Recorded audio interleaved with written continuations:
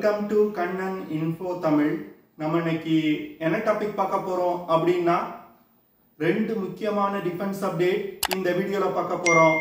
முதல் defence update, கடந்த சில வாரங்களா ஆப்கானிஸ்தான் மற்றும் பாகிஸ்தானுக்கு இடையே எல்லை பகுதியில கடுமையான மோதல் நடந்து வந்துகிட்டு இருக்கு. சமீபத்துல பாகிஸ்தான் ஆப்கானிஸ்தான்ல ஒரு ஏர் ஸ்ட்ரைக் நடத்தினாங்க. இந்த ஏர் ஸ்ட்ரைக்ல அப்பாவி பொதுமக்களும் கொல்லப்பட்டாங்க. இதற்கு பதிலடி கொடுப்பதற்காக தாலிபான்கள் ஒரு மிகப்பெரிய தாக்குதலை நடத்தி இருக்காங்க. இந்த தாக்குதல்ல பாகிஸ்தானை சேர்ந்த ராணுவத்தினர் பலர் கொல்லப்பட்டதா செய்திகள் வெளிவந்திருக்கு. தற்போது ஆப்கானிஸ்தான் பாகிஸ்தான் எல்லை தகராறுக்கு இந்தியா தான் காரணம் அப்படின்னு குற்றம் சுமத்த ஆரம்பிச்சிருக்காங்க. அதுவும் இந்தியாவின் உளவு அமைப்பான ரா ஆப்கான் தாலிபான்களுக்கு ஒரு அதிபயங்கர ஆயுதத்தை சப்ளை செய்வதா பாகிஸ்தான் குற்றம் சுமத்துறாங்க. பாகிஸ்தான் குற்றம் சுமத்துவது போன்று இந்திய உளவு அமைப்புகள் தாலிபான்களுக்கு ஆயுதம் சப்ளை செய்வதற்கு வாய்ப்பு இருக்கா? இந்திய உளவு அமைப்புகள் என்ன ஆயுதத்தை தாலிபான்களுக்கு சப்ளை செஞ்சிருக்காங்க? அந்த ஆயுதத்தோட செயல்திறன் மற்றும் சிறப்பு அம்சங்கள் என்ன? அப்படி இந்தியா தாலிபான்களுக்கு ஆயுதம் சப்ளை செய்ய ஆரம்பிச்சாங்கன்னா ஸ்ட்ராட்டஜிக்கலா சவுத் ஏசியா ரீஜன்ல என்ன மாதிரியான பிரச்சனைகள் வருவதற்கு வாய்ப்பு இருக்கு?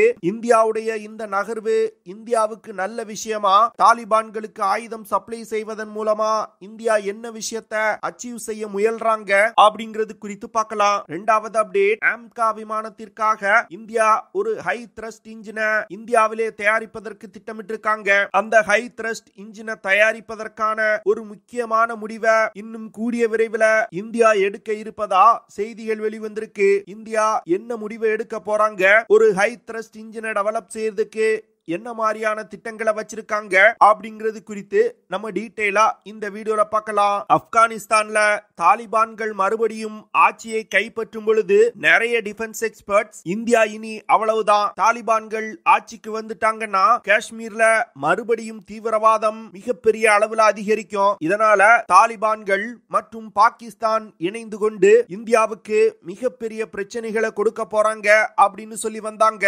ஆனா தற்போது ஆப்கானிஸ்தான் நடக்கக்கூடிய விஷயங்களை பார்க்கும் பொழுது அப்படியே தலைகீழா நடப்பது போன்று தோணுது. ஏன்னா தாலிபான்கள் ஆட்சியை கைப்பற்றுவதற்கு பாகிஸ்தான் மிகப்பெரிய அளவுல உதவி செஞ்சாங்க. தாலிபான்களுக்கு ஆயுதம் சப்ளை செய்வது, பயிற்சி கொடுப்பது போன்ற பல வேலைகளை செஞ்சு மறுபடியும் ஆப்கானிஸ்தான்ல ஆட்சியை கைப்பற்றுவதற்கு உதவி செஞ்சாங்க. பாகிஸ்தான் என்ன நினைச்சாங்கன்னா, ஆப்கானிஸ்தான்ல தாலிபான்கள் ஆட்சிக்கு வந்துட்டா பாகிஸ்தான் மற்றும் ஆப்கானிஸ்தானுக்கு இடையே இருக்கக்கூடிய எல்லை பிரச்சனைய சுமூகமா பேசி தீர்க்கலாம் அப்படின்னு நினைச்சாங்க. அதாவது பாகிஸ்தான் மற்றும் ஆப்கானிஸ்தானுக்கு இடையே தூரந்த் லைன் அப்படிங்கிற ஒரு எல்லை கோடு இருக்குது. இந்த எல்லை கோடு வெள்ளையர்களால் உருவாக்கப்பட்டது. இந்த தூரந்த் லைனை ஆப்கானிஸ்தான் ஒருபோதும் தங்களோட எல்லை அப்படின்னு ஏற்றுக்கொண்டது கிடையாது. தற்போது தாலிபான்களும் அதே ஸ்டாண்ட தான் எடுக்கிறாங்க. இதற்கு காரணம் தூரந்த் லைன் பட்டான் சமூகத்தினர் பெரும்பான்மையா இருக்கக்கூடிய பகுதிகளை ரெண்டா பிரிக்குது. இதன் காரணமாக உறவினர்களா இருந்த மக்கள் இந்த தூரந்த் லைன் மூலமா பிரிக்கப்படுறாங்க. இந்த விஷயத்தை தாலிபான்கள் ஏற்றுக்கொள்ளல. அது மட்டும் இல்லாம தாலிபான்கள் தேரிக்கே-இ தாலிபான் பாகிஸ்தான் அப்படிங்கிற அமைப்புக்கு சப்போர்ட் செஞ்சு வந்துகிட்டு இருக்காங்க. இந்த தேரிக்கே-இ தாலிபான் அமைப்பு தாலிபான்களோட ஒரு ஆஃப் ஷூட் அமைப்பு. இந்த அமைப்பிற்கு தாலிபான்கள் உதவி செய்யக்கூடாது அப்படின்னு பாகிஸ்தான் பல முறை கேட்டுக்கொண்டாங்க. ஆனா தாலிபான்கள் அதை கேட்கல. இதன் காரணமாக பாகிஸ்தான் ஆப்கானிஸ்தான்ல இருக்கக்கூடிய தேரிக்கே-இ தாலிபான் அமைப்பினர் மீது தாக்குதல்களை நடத்தி வந்தாங்க. அதுல உச்சபட்சமா சமீபத்துல பாகிஸ்தான் தன்னுடைய விமானப்படையை பயன்படுத்தி ஒரு மிகப்பெரிய தாக்குதலை நடத்தினாங்க. இந்த தாக்குதல்ல பாகிஸ்தான் தேரிக்கே-இ தாலிபான் அமைப்பினரை நாங்க தாக்கி அழிச்சிட்டோம் அப்படின்னு சொன்னாங்க. ஆனா ஆப்கானிஸ்தான்ல 40க்கும் மேற்பட்ட பொதுமக்கள் இந்த தாக்குதல்ல கொல்லப்பட்டிருக்காங்க. இதனால தாலிபான்கள் பாகிஸ்தானுக்கு இடையே ஒரு மிகப்பெரிய பிரச்சனை மூண்டது. தாலிபான்கள் 15,000க்கும் மேற்பட்ட தங்களோட வீரர்களை எல்லை பகுதிகளுக்கு நகர்த்தி பாகிஸ்தான் நிலைகள் மீது தாக்குதல் நடத்த ஆரம்பிச்சாங்க. இந்த தாக்குதல்ல பாகிஸ்தானுக்கு மிகப்பெரிய சேதம் ஏற்பட்டதா செய்திகள் வெளிவந்துச்சு. ஆனா பாகிஸ்தான் தங்களுக்கு அவ்வளவு பெரிய சேதம் எல்லாம் ஏற்படல அப்படின்னு சொல்லி வந்தாங்க. இந்த சூழ்நிலையில பாகிஸ்தானுடைய ISI உளவு அமைப்பிற்கு ஆதரவா செயல்படக்கூடிய ஒரு சோசியல் மீடியா அக்கவுண்ட்ல இந்தியாவின் உளவு அமைப்புகள் ஆப்கான் தாலிபான்களுக்கு உதவி செய்வதா அவங்க குற்றம் சுமத்தி இருக்காங்க. அது மட்டும் இல்லாம இந்திய உளவு அமைப்பான ரா தாலிபான்களுக்கு மிகப்பெரிய அளவுல ஆயுதங்களையும் சப்ளை செய்து வருவதா அவங்க சொல்றாங்க. குறிப்பா ஆன்டி டேங்க் கைடட் மிசைல்களை மிகப்பெரிய அளவுல தாலிபான்களுக்கு இந்திய உளவு அமைப்புகள் கொடுத்திருப்பதா அவங்க சொல்றாங்க. அதாவது ரா 9M113 கோன்குசோர் அப்படிங்கிற ஆன்டி டேங்க் கைடட் மிசைல்களை தாலிபான்களுக்கு சப்ளை செய்வதா அவங்க சொல்றாங்க. இந்த ஆன்டி டேங்க் கைடட் மிசைல் ஒரு ரஷ்ய தயாரிப்பு மிசைல் தான். ஆனா இந்த ஆன்டி டேங்க் கைடட் மிசைல்கள் இந்தியாவிலும் தயாரிக்கப்பட்டு வந்துகிட்டு இருக்கு. அக்டோபர் 2024 தாலிபான்களுக்கு ஆன்டி டேங்க் கைடட் மிசைல்களை இந்தியா சப்ளை செஞ்சிட்டாங்க அப்படின்னு பாகிஸ்தான் சொல்றாங்க. அதாவது ஏற்கனவே ஸ்திரத்தன்மை இல்லாம இருக்கக்கூடிய சவுத் ஏசியா ரீஜனை டீஸ்டெபிலைஸ் செய்வதற்காக இந்திய உளவு அமைப்புகள் செய்யக்கூடிய வேலைதான் இந்த ஆன்டி டேங்க் கைடட் மிசைல்களை தாலிபான்களுக்கு சப்ளை செய்வது அப்படின்னு அவங்க சொல்றாங்க.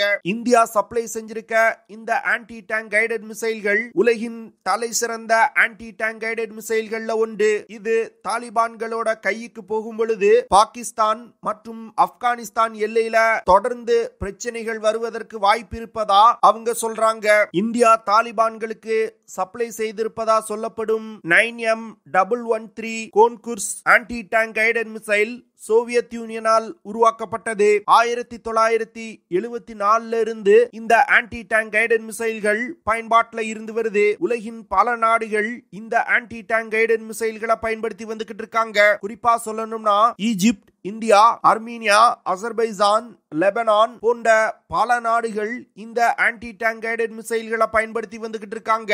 இந்த ஆன்டி டேங்க் கைடட் மிசைல்களை ஒரு வீரர் எடுத்து சென்று தாக்குதலை நடத்த முடியும். அப்படி இல்லைன்னா வாகனங்கள்ல பொருத்தியும் தாக்குதல்களை நடத்த முடியும். இந்த ஆன்டி டேங்க் கைடட் மிசைல்கள் பிரத்யேகமா எதிரிகளோட ஆர்மர்ட் வெஹிக்கிள்கள், டேங்குகள் போன்றவற்றை தாக்கி அழிப்பதற்காக உருவாக்கப்பட்டவை. இந்த ஆன்டி டேங்க் கைடட் மிசைல்கள்னால 2.7 கிலோகிராம் எடை கொண்ட வெடிப்பொருளை சுமந்து சென்று தாக்குதலை நடத்த முடியும். இந்த ஆன்டி டேங்க் கைடட் மிசைலை இயக்குறதுக்கு சாலிட் ஃபியூல் ராக்கெட் பயன்படுத்தப்படுது. இந்த மிசைல்னால குறைந்தபட்சமா 70 மீட்டர்ல இருந்து அதிகபட்சமா 4 கிலோமீட்டர் தூரத்துல உள்ள இலக்குகள் மீது மிக துல்லியமான தாக்குதல்களை நடத்த முடியும். இந்த மிசைல்னால ஒரு செகண்டுக்கு 208 மீட்டர் டிராவல் செய்ய முடியும். இந்த மிசைல டார்கெட்டை நோக்கி வழி நடத்துவதற்கு wire guided SACLOS guiding system பயன்படுத்தப்படுது.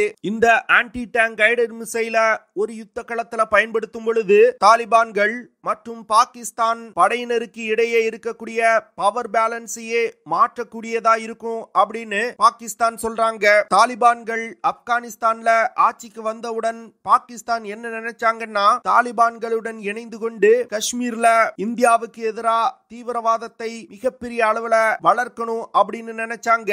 ஆனா தற்போது அப்படியே தலைகீழா நடக்குது. இந்திய உளவு அமைப்புகள் சமீப காலங்கள்ல தாலிபான்களுடன் நெருங்கி செயல்படுவதா செய்திகள் வெளிவர ஆரம்பிச்சிருக்கு. இந்தியா தாலிபான்களுக்கு சப்போர்ட் செய்யறதுனாலதான் தாலிபான்கள் பாகிஸ்தானுக்கு எதிராக செயல்படுவதா தற்போது பாகிஸ்தான் குற்றம் சுமத்த ஆரம்பிச்சிருக்காங்க. அது மட்டும் இல்லாம மிகப்பெரிய அளவுல இந்திய உளவு அமைப்புகள் தாலிபான்களுக்கு ஆயுதம் சப்ளை செய்வதாகவும் அவங்க குற்றம் சுமத்துறாங்க. இந்தியன் டிஃபென்ஸ் எக்ஸ்பர்ட்ஸ் என்ன சொல்றாங்கன்னா இந்தியா தாலிபான்களுக்கு ஆயுதம் சப்ளை செஞ்சா அது ரொம்ப நல்ல விஷயம் அப்படின்னு சிலர் சொல்றாங்க. ஏன்னா பாகிஸ்தான் இந்தியாவுக்கு எதிராக தீவிரவாதிகளை அனுப்பி பல தாக்குதல்களை தொடர்ந்து காஷ்மீர்ல செஞ்சு வந்துகிட்டு இருக்காங்க. தினம் இந்திய வீரர்கள் காஷ்மீர்ல கொல்லப்படுறாங்க. அப்படி இருக்கக்கூடிய பாகிஸ்தானுக்கு இந்தியா ஒரு பதிலடி கொடுக்கணும்னா தாலிபான்களுடன் இணைந்து செயல்படணும். அது மட்டும் இல்லாம தாலிபான்களுக்கு அதிநவீன ஆயுதங்களை கொடுத்து பிரச்சனை இருக்கக்கூடிய எல்லை பகுதிகளை கைப்பற்ற வைக்கணும் அப்படின்னு சொல்றாங்க. இந்தியா தாலிபான்களுக்கு ஆயுதம் சப்ளை செய்வதற்கு மேலும் சில காரணங்கள் இருப்பதா சொல்லப்படுது. ஏன்னா இந்தியா மிகப்பெரிய அளவுல ஆப்கானிஸ்தான்ல இன்வெஸ்ட் செஞ்சிருக்காங்க. அந்த இன்வெஸ்ட்மெண்ட்டை இந்தியா பாதுகாத்து கொள்ளணும்னா தாலிபான்களுடன் இணைந்து செயல்படணும். அதற்காகவும் பாகிஸ்தான பழி வாங்குவதற்கும் இந்தியா தற்போது தாலிபான்களுடன் அதிக நெருக்கம் காட்ட தொடங்கி இருப்பதா செய்திகள் வெளிவர ஆரம்பிச்சிருக்கு. என்ன பொறுத்தமட்டில் இந்தியா மற்றும் ஆப்கானிஸ்தானுக்கு இடையிலான ஃபாரின் பாலிசியில இது ஒரு மிகப்பெரிய மாற்றம் அப்படின்னு நினைக்கிறேன். இது நாள் வரைக்கும் தாலிபான் அரசாங்கத்தை இந்தியா அங்கீகரிக்கல.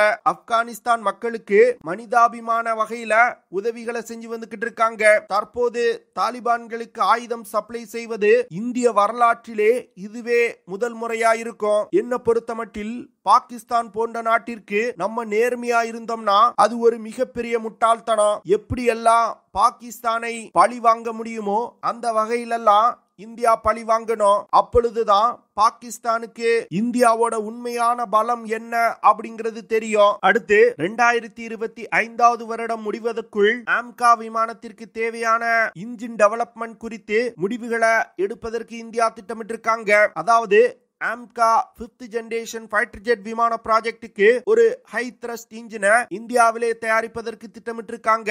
ஆம்கா விமானத்திற்கு 110 கிலோ நியூட்டனுக்கும் அதிகமான த்ரஸ்ட் கொண்ட இன்ஜின் தேவை. இந்த இன்ஜினை தயாரிப்பதற்கு உலகின் முன்னணி விமான இன்ஜின் தயாரிப்பு நிறுவனங்களுடன் பேச்சுவார்த்தை நடத்தி வந்துகிட்டு இருக்காங்க.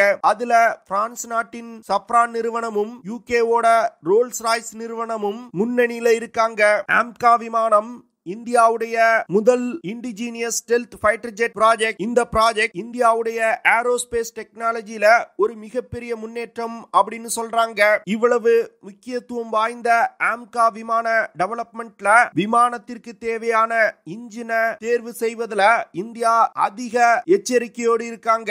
அதாவது விமான இன்ஜினை தேர்வு செய்வது அப்படிங்கிறது வெறுமன இன்ஜினோட பெர்ஃபார்மன்ஸை மட்டும் வச்சு தேர்வு செய்ய முடியாது. வரும் காலத்துல சொந்தமா உள்நாட்டிலே அந்த இன்ஜினை தயாரிக்க முடியுமா, அந்த நிறுவனம் எந்த அளவுக்கு இந்தியாவுக்கு டெக்னாலஜியை டிரான்ஸ்பர் செய்வதற்கு ஒப்புக்கொள்றாங்க அப்படிங்கிற பல விஷயங்கள் இருக்குது. அதுல பிரான்ஸ் நாட்டின் சப்ரான் நிறுவனம் இந்தியாவுடன் இணைந்து ஒரு புதிய இன்ஜின் கோரை டெவலப் செய்ய போறாங்க. இந்த சப்ரான் நிறுவனம் டெவலப் செய்யும் இன்ஜின் கோர்னால 110 இருந்து 120 கிலோ நியூட்டன் த்ரஸ்ட் ப்ரொடியூஸ் பண்ண முடியும். சப்ரான் நிறுவனம் புதிதாக டெவலப் செய்யப்படும் இன்ஜினோட முழு டெக்னாலஜியும் இந்தியாவுக்கு டிரான்ஸ்பர் செய்வதற்கு ஒப்புக்கொள்றாங்க.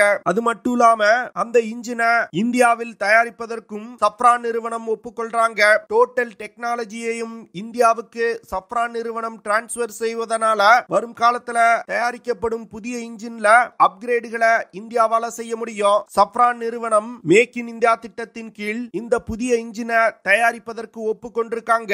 அதே வேளையில ரோல்ஸ் ராய்ஸ் நிறுவனம் உலகின் தலை சிறந்த விமான இன்ஜின் தயாரிப்பு நிறுவனம். அதுவும் ஹை த்ரஸ்ட் இன்ஜினை டெவலப் செய்யறதுல ரொம்ப எக்ஸ்பர்ட்டான நிறுவனம். இதற்கு உதாரணம் EJ200 அப்படிங்கிற ஒரு ஹை த்ரஸ்ட் இன்ஜினை யூரோ ஃபைட்டர் டைஃபூன் விமானத்திற்கு ரோல்ஸ் ராய்ஸ் நிறுவனம் டெவலப் செஞ்சிருக்காங்க. இந்த ரோல்ஸ் ராய்ஸ் நிறுவனம் இந்தியாவுடன் இணைந்து ஆம்கா விமானத்திற்கு தேவையான ஹை த்ரஸ்ட் இன்ஜினை டெவலப் செய்யறதுக்கு ஒப்புக்கொண்டிருக்காங்க. ஆனா டெவலப் செய்யப்படும் இன்ஜினோட முழு டெக்னாலஜியையும் ரோல்ஸ் ராய்ஸ் நிறுவனம் இந்தியாவுக்கு கொடுப்பதற்கு முன்வரல.